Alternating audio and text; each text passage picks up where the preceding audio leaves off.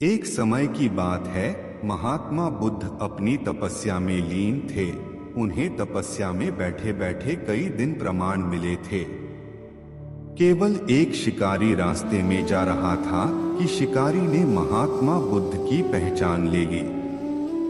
शिकारी ने महात्मा बुद्ध के बारे में बहुत आवर्त सुना था। चेतावनी उसने महात्मा बुद्ध की बड़ाई से नहीं लिया था, उसने परीक्षा लेने के लिए सोचा था।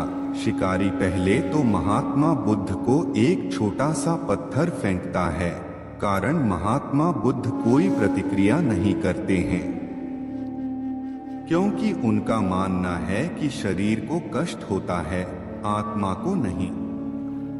इस प्रकार शिकारी द्वारा फेंके गए पत्थरों के कारण शरीर को नुकसान हुआ, शर्मनाक आत्मा को नहीं।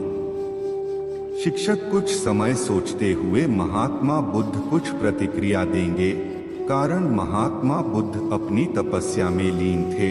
उन्होंने कोई प्रतिक्रिया नहीं की। पुनः शिकारी ने पत्थर फेंका। पत्थर महात्मा बुद्ध की आंखों के ऊपर लगा और उनकी जगह खून टपकने लगा।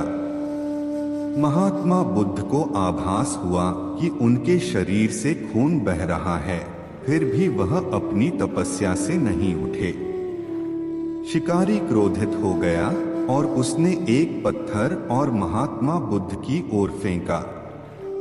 महात्मा बुद्ध के शरीर से अब खून बहने लगा। इतना दुख महसूस हुआ कि बुद्ध की आंखों से आंसू बहने लगे। शिकारी ने महात्मा बुद्ध के पास जाकर पूछा कि जब मैंने पत्थर मारा तो आपने कोई प्रतिक्रिया नहीं दी।